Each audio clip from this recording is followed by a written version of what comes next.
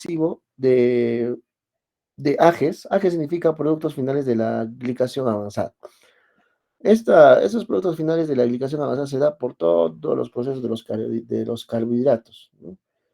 Todos los carbohidratos tienen al final productos finales de la glicación avanzada, o sea, como metabolitos de los carbohidratos, y muchos de estos AGEs o AGEs son proinflamatorios, han sido asociados a inflamación, a estrés oxidativo, vamos a poner puntero, y también a resistencia a la insulina, ¿ya? Entonces, hay estudios donde han eh, descrito estos AGEs, ¿no? Que son productos finales de la glicosilación avanzada de los carbohidratos, ¿no?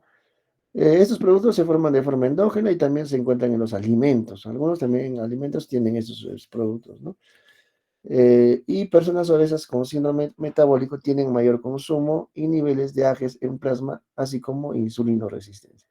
Probablemente estos AGEs están relacionados a la insulinoresistencia en los pacientes obesos. Hay otro grupo de personas saludables, o con obesidad, pero sin síndrome metabólico, tienen menos niveles de AGEs, ¿no? O sea, han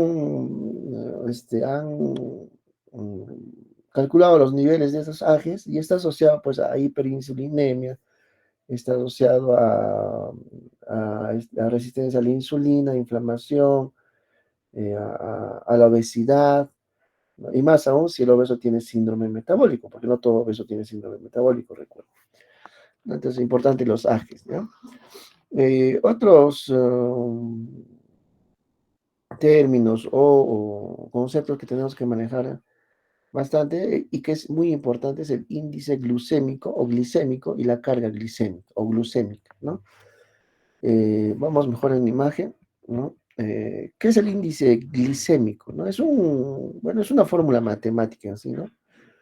Que se calcula, ¿no? Vamos a ver, acá, ¿no? Entonces, miren, se estudia dos grupos, ¿no? Así como dos grupos o un caso control, algo así, ¿no? Agarran un alimento ensayo que quiero ver su índice glicémico, miren, en este gráfico, ¿no? Si se ve el puntero, por favor. En el eje de la Y está la glucosa sanguínea, los niveles de glucosa sanguínea. Y en el eje X está el tiempo. Entonces, el alimento ensayo es un alimento, digamos, puede ser, por ejemplo, vegetales que contienen también carbohidratos, ¿no? O pueden ser cualquier alimento que yo quiero comparar, ¿no? Entonces, cuando yo doy ese alimento, miren cómo aumenta la glucosa poco a poco en el tiempo, ¿no? Es un alimento ensayo, ¿no? Pero hay muchos alimentos ensayos, ¿no? Puedo comparar incluso la misma cantidad, por ejemplo, acá puedo comparar 50 gramos de glucosa pura o pan, que es que es el gol estándar con el cual comparan, y luego lo equivalente en 50 gramos de glucosa lo puedo comparar con, por ejemplo, lo que contiene en 50 gramos de glucosa en manzanas, por ejemplo, o en naranjas, o en cualquier otro alimento, pero con la misma cantidad. Entonces, miren por ejemplo, alimento de ensayo, cuando se da la glucosa y pasa del torrente sanguíneo, los niveles empiezan a aumentar de glucosa, pero no tanto, ¿no? Y luego hay una caída en el tiempo, ¿no? En cambio, cuando nosotros damos glucosa pura o pan, que es lo clásico, lo que uno consume, dicho sea de paso, el pan se inventó en Egipto, en Roma, todos ellos consumían pan por las guerras, porque había bastante periodo de ayuno, ¿no? Y era una buena dieta rica en carbohidratos, ¿no? Pero después se ha estado eh, eh, el uso del pan se ha expandido por todo el mundo, ¿no? Entonces, cuando acá yo comparo, ¿no? Un alimento de referencia, en este caso la glucosa pura o pan, ¿no? Yo doy al individuo y mido la glucosa en sanguíneo, en tiempos, ¿no? En el tiempo. Entonces, miren cómo varía, produce un mayor pico, ¿no? Un mayor pico en el tiempo, ¿no? Entonces, la diferencia entre esta curva, en esta área bajo la curva, lo que mencionan, vamos a poner pluma. Entonces, la diferencia de este área bajo la curva, ¿no? Menos ¿no? Esta área bajo la curva del otro alimento, entonces hay una diferencia, ¿no? Entre los índices glicémicos. Y esa diferencia se multiplica por 100. Ese es el índice glicémico, ¿no? Entonces es una diferencia, ¿no? Diferencia matemáticamente hablando entre las áreas bajo la curva, ¿no? Multiplicado por 100. Entonces, el índice glicémico, ¿qué mide o qué significa? ¿No? Significa que la capacidad de los carbohidratos de aumentar los niveles de glicemia, tanto en velocidad, ¿no? Tanto en velocidad y magnitud, ¿no? Por eso vemos acá las curvas, ¿no? Con cualquier alimento comparado con el de referencia, que es glucosa pura o pan, generalmente, ¿no? Que, y miren, el aumento es rápido. Entonces, esta curva es propia de un alimento que tiene alto índice glicémico. En cambio, acá es característico de un alimento que no tiene tanto índice glicémico, ¿no? No hay tanta variación. Entonces, miren, mide el índice glicémico, la velocidad y magnitud. Y la carga glicémica es la multiplicación del índice glicémico. Entonces, la carga glicémica es el impacto de una proporción de alimento con determinado índice glicémico. Es un impacto, es un producto. Entonces, la carga glicémica es igual al índice glicémico que ya hemos visto, ¿no? Que el índice glicémico mide la capacidad, la velocidad y magnitud con que aumenta los niveles de glucosa a un determinado nutriente o carbohidrato, ¿no?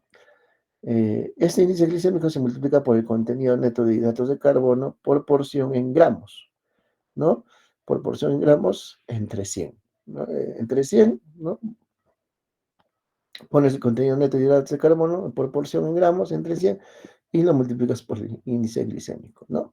Entonces ahí tenemos la carga glicémica, ¿no? Entonces, ahí están los valores, ¿no? Eh, Carga glicémica alta, ¿no?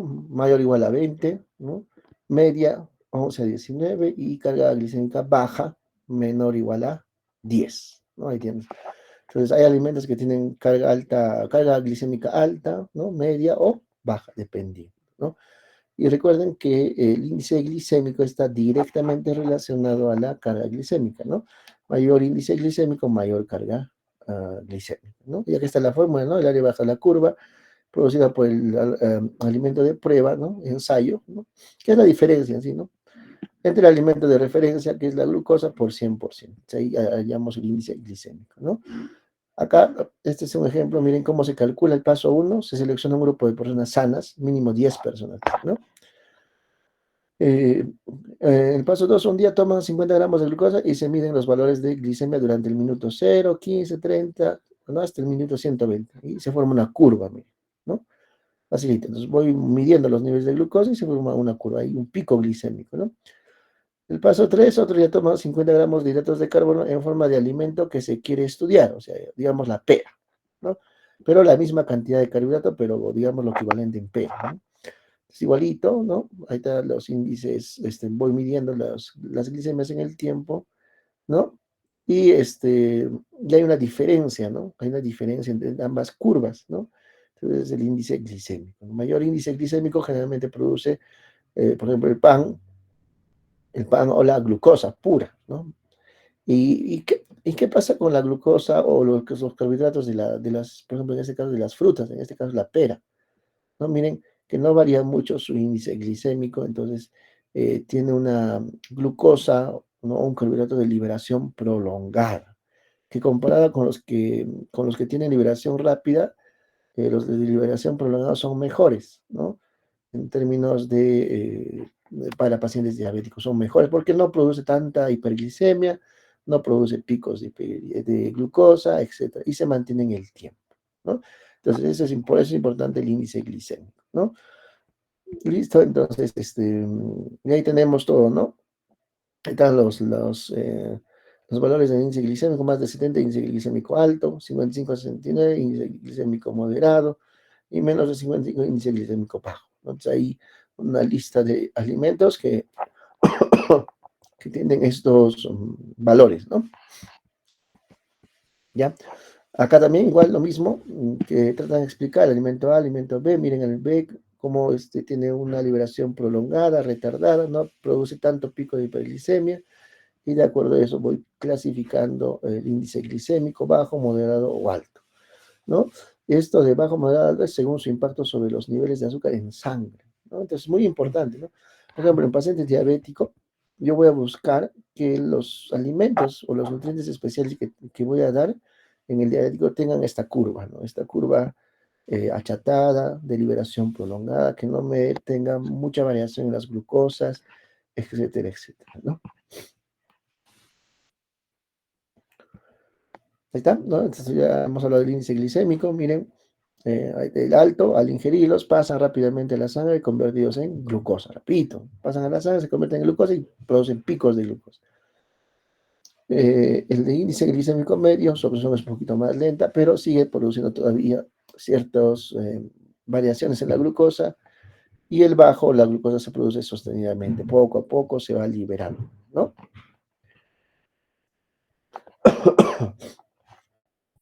Miren ejemplos de la carga glucémica tomadas de tablas internacionales, por ejemplo, del 2012, este Foster, Powell, ¿no? La sandía, por ejemplo, un 72 de índice glicémico, ¿no? ¿No? Entonces, miren, alto la sandía, ¿no? La sandía. Y eso a pesar que es una fruta, el helado, miren, no, menos incluso que la sandía, puré de papa, macarrones, arroz hervido, miren, el arroz tiene bastante carga glicémica también, barra de chocolate, avena de cocina, hojuelas de maíz, ¿no?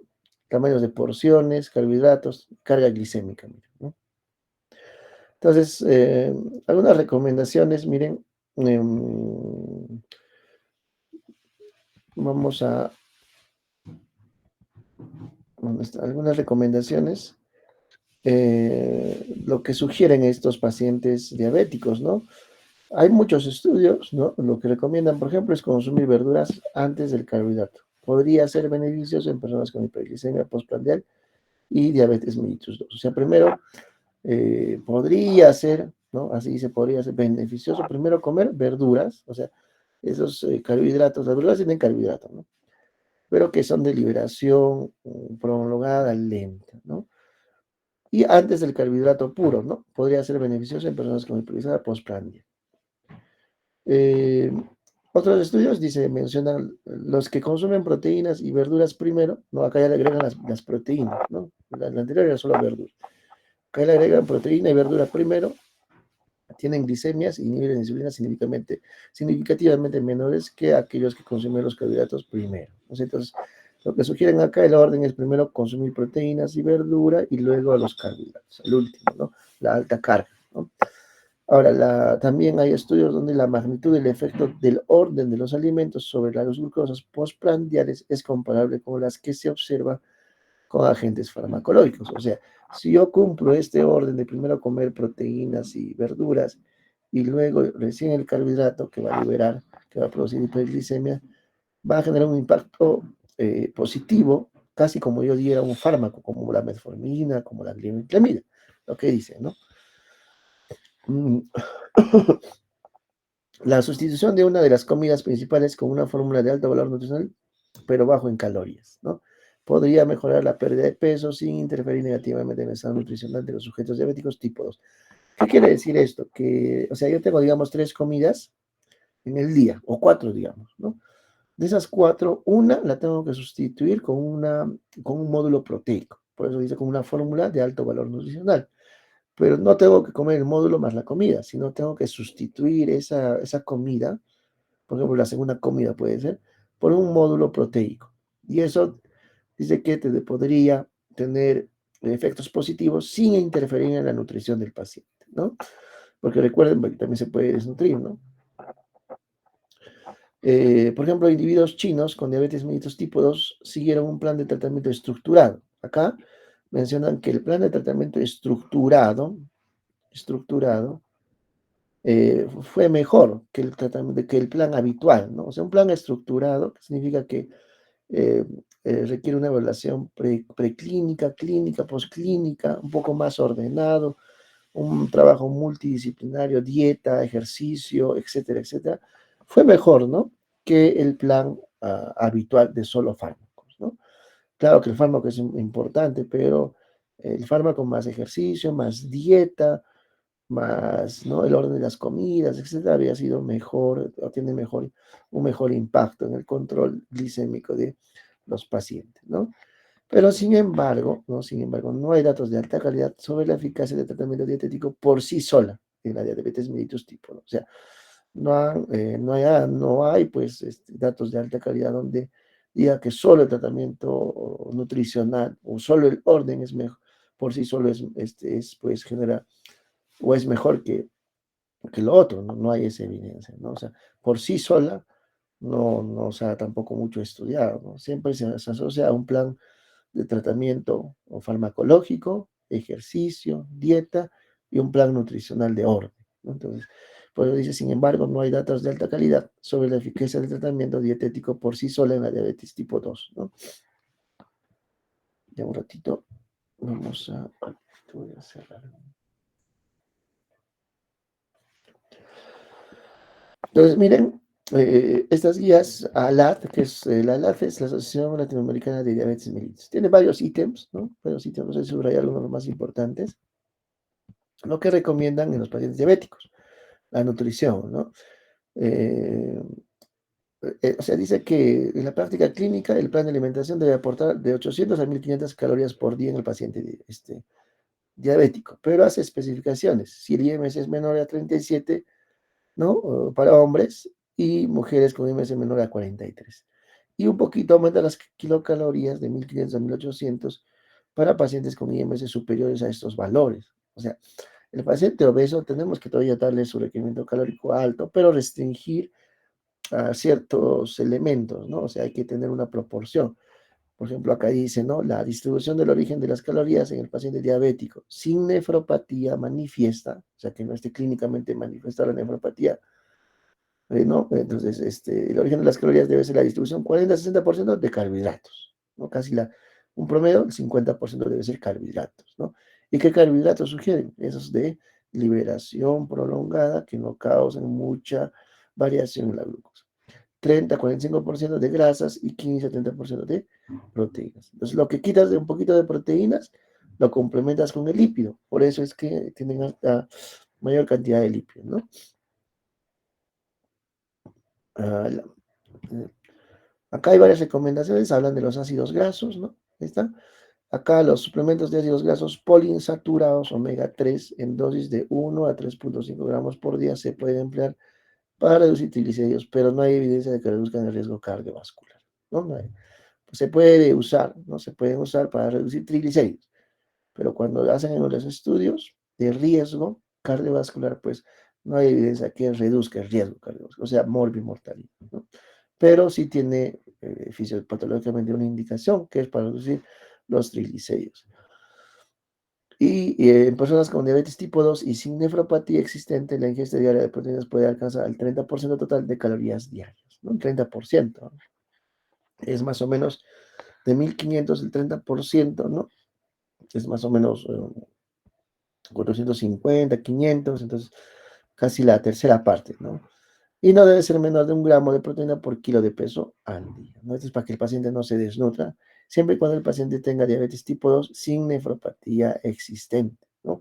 Ya si hay nefropatía, ahí sí se limita un poco más las proteínas, ¿no? Pero miren, acá la restricción de proteínas no ha demostrado proveer protección renal en pacientes con diabetes tipo 2 y sin nefropatía, ¿no? También ahí lo pone. Miren, la ingesta diaria de fructosa no debe superar los 60 gramos. Al final, la fructosa, digamos, la fructosa, ustedes saben que es la glucosa de la fruta, ¿no? Entonces, no sé, no recomiendan, por ejemplo, los jugos en los pacientes diabéticos, porque un jugo de zanahoria, un jugo de naranja tiene bastante cantidad de fructosa, ¿no? Entonces, la fructosa finalmente se va a convertir en glucosa. Entonces, la ingesta diaria de fructosa no debe superar los 60 gramos. Para no superar este umbral, se recomienda ingerir solo fructosa presente en las frutas. O sea, ¿qué quiere decir esto? Que se recomienda consumir fruta, pero no licuada, sino así entera, ¿no? Y no excederse de 60 gramos, ¿no? No es que yo coma fruta, fruta, fruta y no va a producir hiperglicemia, no, tenemos un límite de 60 gramos en fructosa, ¿no? Y algo muy interesante, lo que recomiendan según esta asociación latinoamericana, eh, la ingesta diaria aceptable de los principales endulcorantes disponibles, ¿no? Hay mucho dilema con los endulcorantes, ¿no? Otros dicen que producen cáncer, ¿no? Bueno, hay muchos estudios muy sesgados sobre los endulcorantes, a los endulcorantes los han puesto los han satanizado mucho hoy en día, ¿no? Más no el azúcar, o sea, el azúcar produce diabetes, ¿no? La glucosa produce índices hiperglicémicos altos, hiperinsulinemia. Los endulcorantes, bueno, hay estudios aislados no concluyentes. Entonces, sí se recomiendan los endulcorantes, hay diferentes tipos, ¿no? Miren, por ejemplo, y la ingesta diaria aceptable en miligramos por kilo de peso día, ¿no? Aquí están las marcas, ¿no? Bueno, la sacarina, por ejemplo, edulcorante, la sucralosa, stevia, ¿no? Claro que esto está hablando del componente puro, ¿no? Depende mucho de cómo lo fabriquen, ¿no? Cómo lo fabriquen y si son productos adulterados o no, pero en sí, los que tienen de buena procedencia de todos estos endulcorantes, pues sí están recomendados, ¿no? Y ahí están las dosis también diarias recomendables, ¿no? No pasarse, también no excederse, ¿no? Hay unos productos dietéticos like, ¿no? Em, Estos like, entre comillas, no solo tienen el potencial de brindar beneficios cuando sustituyen, no cuando se adicionan a otros alimentos. O sea, por ejemplo, ustedes han visto muchas bebidas light, ¿no? O sea, por ejemplo, la Coca-Cola light, sin azúcar. Es cierto, no tiene azúcar, ¿no? Si uno ve el inserto, no tiene azúcar, pero sí tiene sodio. Y también tiene este endulcorante, ¿no? Entonces, si yo me tomo no sé, Coca-Cola light, más mi comida, pues no, eso no es técnica. Esos productos light, ¿no? Están recomendados cuando sustituye la comida, así como el módulo proteico, ¿no? Y cuando está, por ejemplo, en un régimen dietético, ¿no? Y esto es importante también, se debe limitar el consumo de sal a menos de 4 gramos al día en personas con diabetes mellitus tipo 2. Eso es de alto impacto, se ha estudiado bastante, ¿no? Entonces han visto que, ¿no?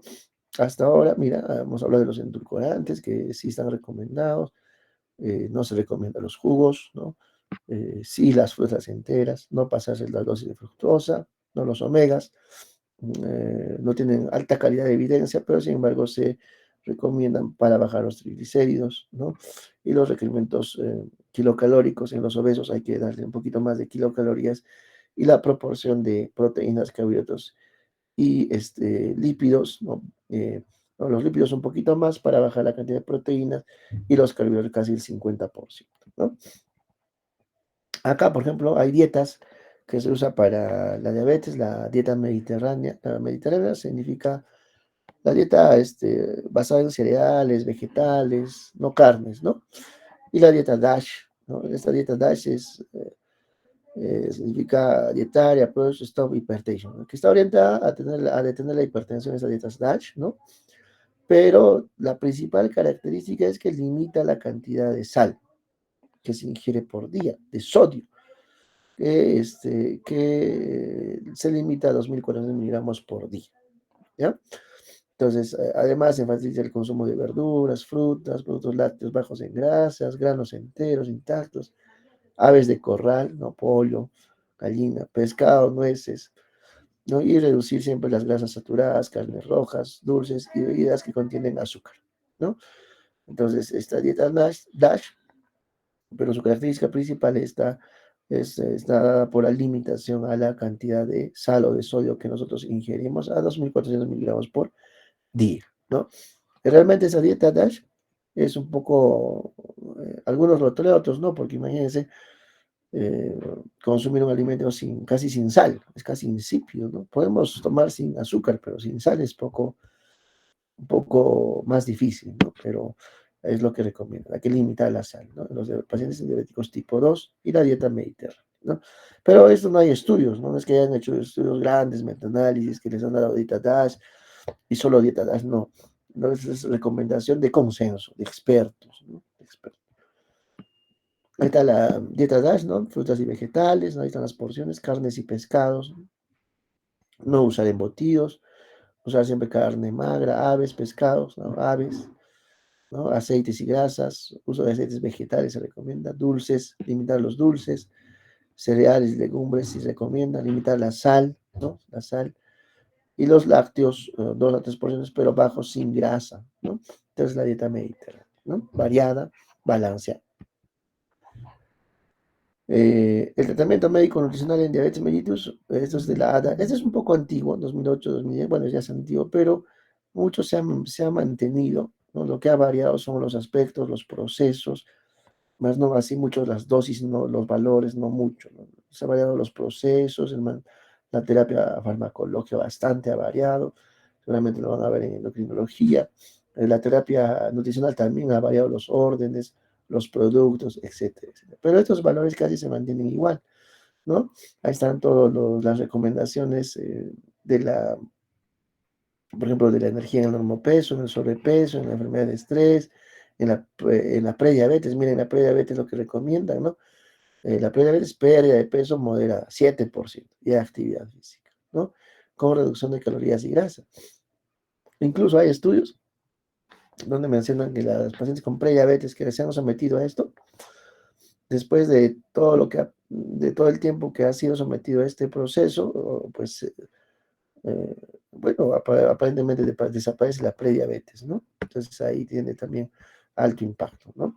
Ahí están los nutrientes, carbohidratos, ¿no? Casi el 50%, miren, lípidos, ¿no? Ahí están los porcentajes, los lípidos 30% en total, pero se debe reducir los ácidos grasos trans, ¿no? Recomiendan los omega 3 más de 2 raciones de pescado, ¿no? El colesterol mantener menos de 200, ¿no? Y así tienen una serie de recomendaciones, ¿no? Eh, Proteínas también 15 a 20%, minerales, vitaminas, pero miren, no se aconseja suplementación rutinaria de vitamina E, C y caroteno, ¿no? Que les gusta muchas veces a los pacientes diabéticos. Y en los minerales tampoco no se demuestra beneficios de suplementación de cromo, ¿no? Que sí recomienda en cuanto a vitaminas y minerales en los pacientes diabéticos es que se mantengan el LDI, que es el requerimiento de dosis mínimo, ¿no? Que requiere, ¿no? O sea, no dejar de dar, sino hay que consumir alimentos que tengan esto para mantener el requerimiento mínimo, ¿no? Es lo que recomiendo, no como suplementos, ¿no? La fibra también, y bajar las cantidades de consumo de alcohol, ¿no? Azúcar, miren, varía según las comparativo de las diferentes sociedades sobre la composición nutricional recomiendan diabetes, miren, ¿no?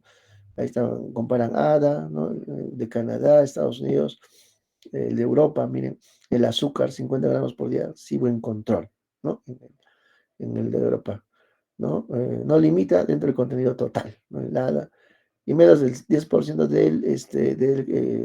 de la ingesta calórica total, por ejemplo, en la guía canadiense, ¿no? De azúcar. Entonces, cada uno maneja un valor dependiendo de su población, ¿ya? Igualmente la fibra, las grasas totales, etcétera, ¿no? Los omega 3, miren, los europeos, 2 a 3 raciones de pescado a la semana, ¿no? Es harto, ¿no? De los 7 días, por lo menos 3 días de pescado a la semana, ¿no? Los americanos, mayor o igual a 2 raciones de pescado a la semana. O sea, si puedes tomar 4, 5, 6 raciones. Canadá, consumir tanto de pescado como vegetales, ¿no? Ya queda un mixto, ¿no? Entonces hay diferentes recomendaciones según las instituciones de cada, ¿no? De cada sociedad. Esto es muy importante, ¿no? Maltodextrinas, ¿no? Hay dos tipos de maltodextrinas. Una maltodextrina clásica o solo maltodextrina y los que han aparecido ahora último, las maltodextrinas modificadas. Cuando ustedes den un nutriente a un paciente diabético, tienen que leer el inserto donde diga de preferencia maltodextrina modificada. Y si no tiene esto, y si dice solo maltodextrina, tiene que tener poca cantidad. ¿Por qué? Porque la maltodextrina no modificada tiene genera picos de glucosa, ¿no? Genera picos de glucosa. En cambio, la maltodextrina modificada tiene mejor índice glicémico y no genera tantos picos, es de liberación prolongada, ¿no? Por ejemplo, acá tenemos varios nutrientes, por ejemplo, acá habrán oído bastante ustedes de la glucerna, ¿no? Hay que leer el inserto, el diazip que también se usa, ¿no? Hay otro que acá falta, el diven de Fresenius, hay que leer los insertos, ¿no? Entonces se van al ítem de maltodextrina y deben tener, generalmente se recomienda maltodextrinas modificadas de liberación prolongada, ¿no? Y también muchos tienen fructosa, ¿no? Como un sustituyente de la maltodextrina, ¿ya? Listo. ¿Hasta ahí tienen alguna pregunta, alguna duda?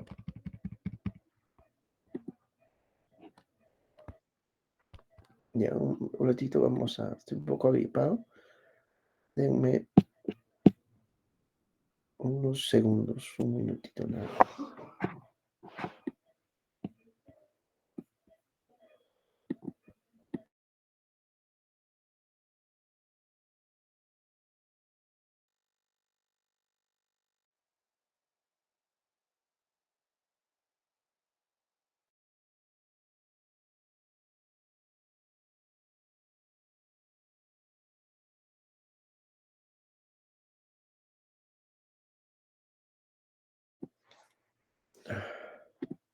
Listo. A ver, vamos a otra vez.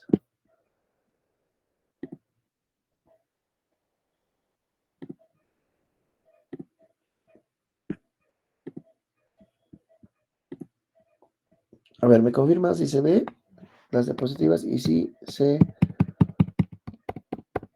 avanza?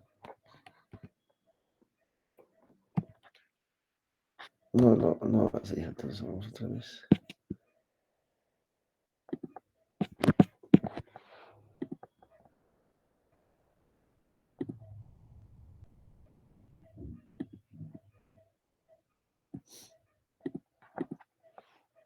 Ya, ahora.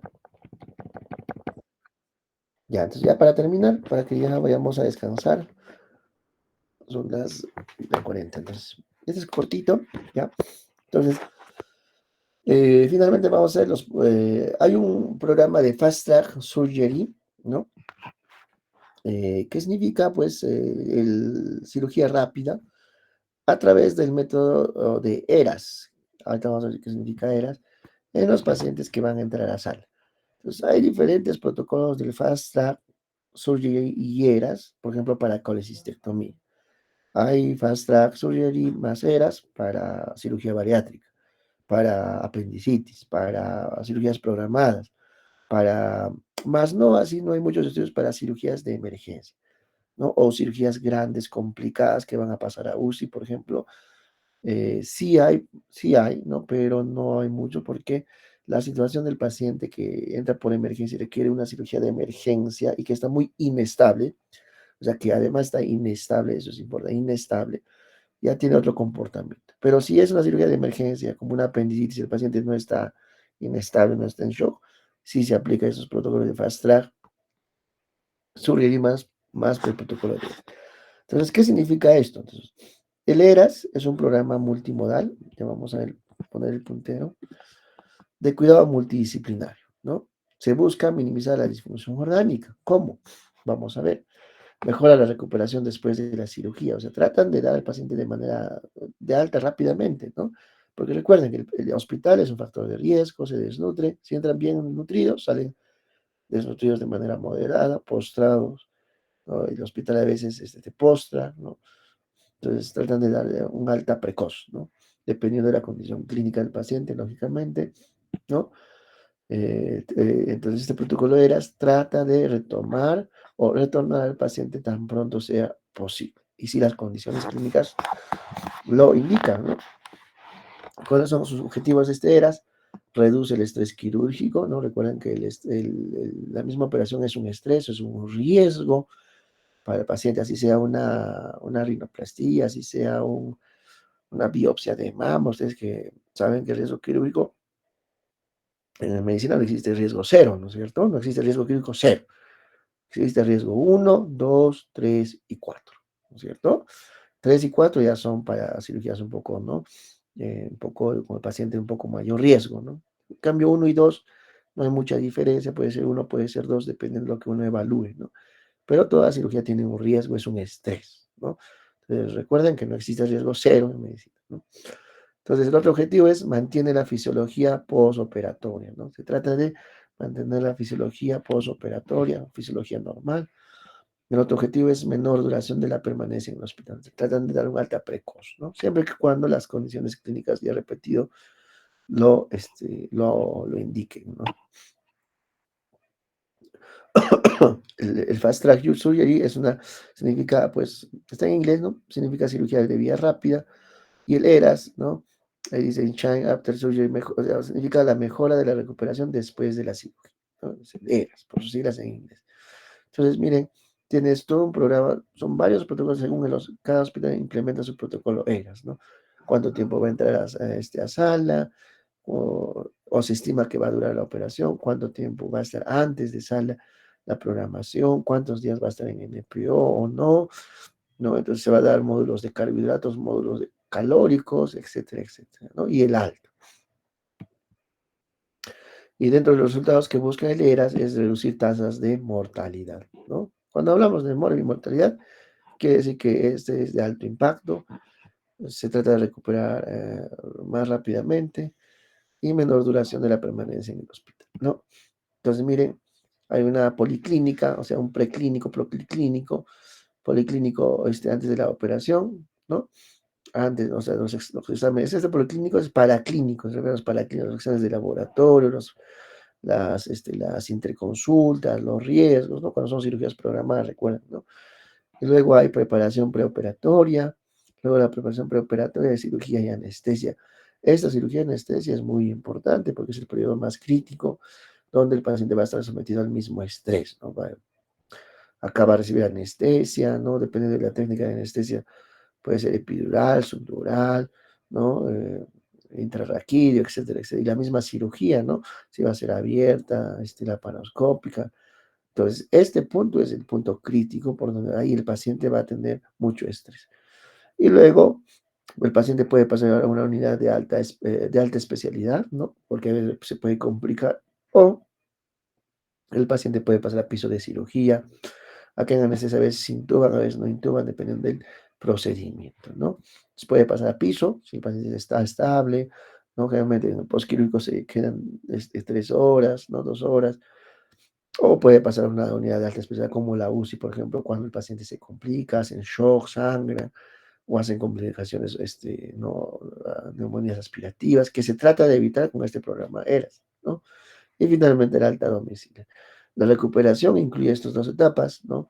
El- la unidad de alta especialidad, piso de cirugía y luego de alta domiciliaria. Y siempre en el camino se debe supervisar cumplimientos y resultados, ¿no? Miren, el protocolo ERAS, en el preoperatorio, ¿no?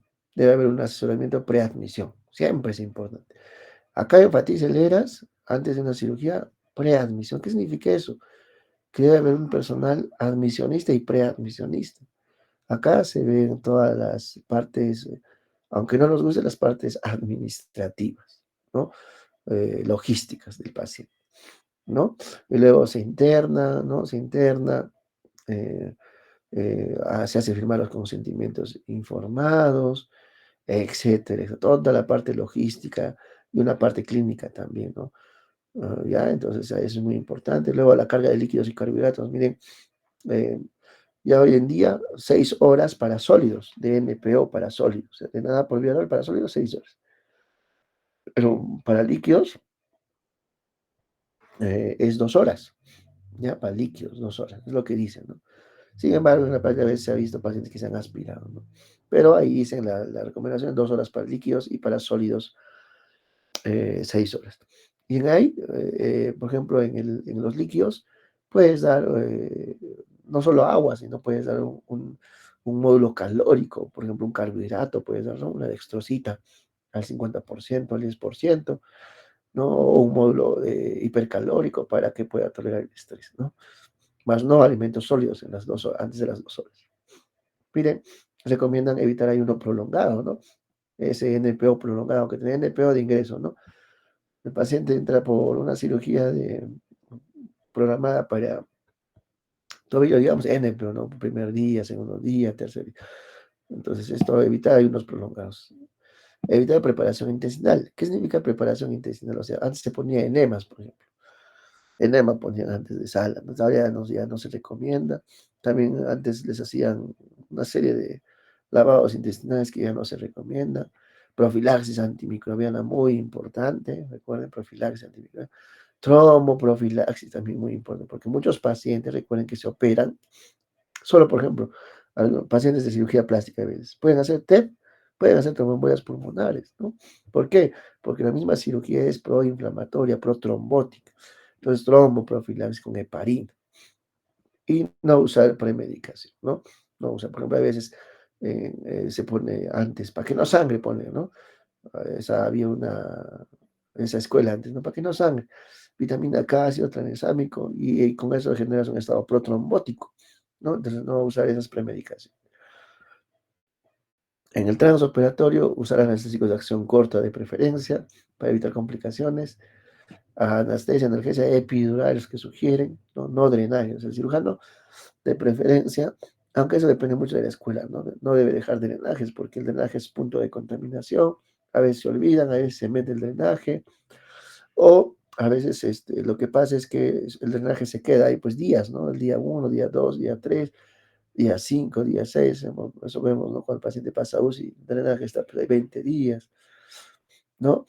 Hasta que a veces alguien se digne en sacarlo, ¿no? Y a veces se pega también a los intestinos, puede lesionar, etc. Se debe evitar en el transoperatorio sobrecarga hídrica, esto es muy importante, ¿no? Pueden hacer edema pulmonar por sobrecarga hídrica y mantener la normoterapia, ¿no? En el postoperatorio, siempre importante la analgesia anestesia, ¿no? No usar sonda nasogástrica, me puede estimular el vómito. Igual evitar sobrecarga hídrica, ¿no? No todo paciente requiere agua, ¿no? Por ejemplo, si el paciente es con falla cardíaca, no le voy a poner un bolo de líquidos, no lo voy a congestionar. Si el paciente no es cardíaco y está séptico, puedo darle resucitación hídrica. Siempre el retiro temprano de catéteres, desfocalizar, ¿no? Si ya no va a requerir ese catéter, sacarlo mejor, ¿no? Retiro temprano de catéteres, nutrición oral temprana, ¿eh? Lo más antes posible, nutrición oral temprana, ¿no? Evitar el uso de analgésicos opioides. ¿Por qué evitar analgésicos opioides? Tratar de evitar, claro, si el dolor es muy intenso, puedes usar, pero evitar porque el opioide produce hilo farmacológico, disminuye el peristaltismo, puede condicionar a gastroparesias, paresias del tracto gastrointestinal y finalmente vómitos, pues vómitos. Y algo muy importante, la movilización temprana. Paciente que se opera, por ejemplo, de colecistitis, que no está complicado, está en piso, que camine, que camine, que camine. Apendicitis, que camine, porque ahí es donde se producen hilio, se producen oclusiones, se puede haber rotaciones del intestino, tantas cosas que puede haber, ¿no? Entonces, la movilización temprana en el postoperatorio también está indicada. ¿De acuerdo? Entonces, esto es para pacientes de cirugía. Es muy similar que hay una tabla que se usa el Fast HUS BIT, que lo han modificado, después le han agregado el BIT, que son pacientes para UCI, ¿no?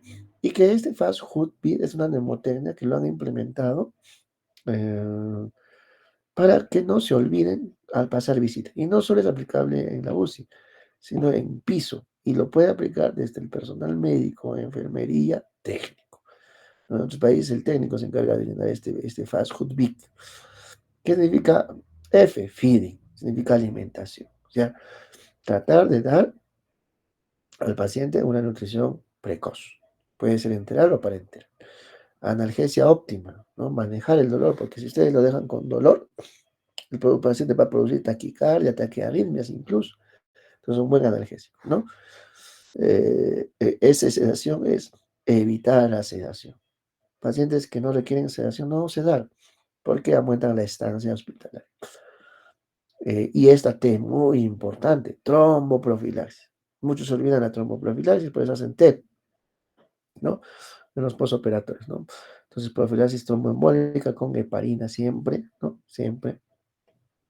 La H es la HATE, ¿no? Que es la cabecera. Por ejemplo, en cardiocríticos se recomienda 30, neurocríticos 30, 35, y en pulmonares, neumonías 40, para evitar la cabecera, para evitar neumonías por aspiración. También lo otro que es muy importante, las profilaxis de úlceras, de estrés, ranitidina, ¿no? Controles de glicemia siempre para mantener buenas glicemias de entre 110 y 180. Menos de 110 está asociada a mortalidad, más de 180, hay que incluso iniciar insulina. Eh, Mira, acá cuando el paciente está en ventilación mecánica, tratar de darle una test de respiración espontánea, tratar de quitarle el ventilador rápidamente, no tenerlo ahí sedado y pegado al ventilador. El hábito intestinal, ¿no? Tenemos que adecuar la nutrición rápidamente, dependiendo si es por sonda, no por, generalmente en UCI por sonda, pero en piso por vía oral, por ejemplo, ¿no? Y retirar sondas, catéteres, ¿no? Entonces, en UCI, por ejemplo, bastante paciente con sondas, con catéteres. En piso hay que tratar ya de retirar, porque son focos infecciosos. Y el uso de antibióticos siempre desescalar. Si empezaron con un antibiótico de amplio espectro y está mejor el paciente, está ya más compensado, ha salido del shock, desescalar. No hacer uso innecesario de los antibióticos. Entonces, este protocolo es importante aplicado para pacientes de UCI o para pacientes en piso. Y esto también, ya que es el protocolo ERAS. Ya, ahí nomás, nada más. ¿Ya? ¿Tienen alguna pregunta, alguna duda hasta ahí?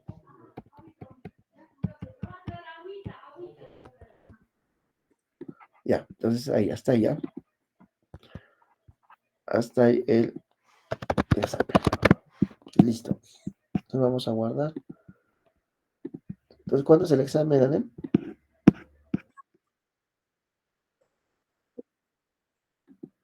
Ya. Entonces, ya. Todo lo que hemos mencionado, hablado de las exposiciones, también lo que hemos mencionado. NPT va a entrar bastante, ¿ya? Me pasa en lo que hemos hecho la formulación de NPT, los valores. Eh, Inmunonutrientes. De la vitamina C, miren, si está la dosis correcta, ¿no? Hasta 3 gramos, ¿no? Son dosis pequeñas, ¿no? Pero sin embargo, el protocolo más se ha usado más dosis, ¿no?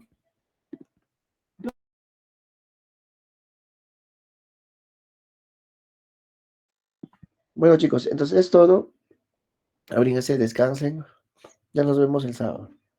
¿No? Hasta luego. Buenas noches.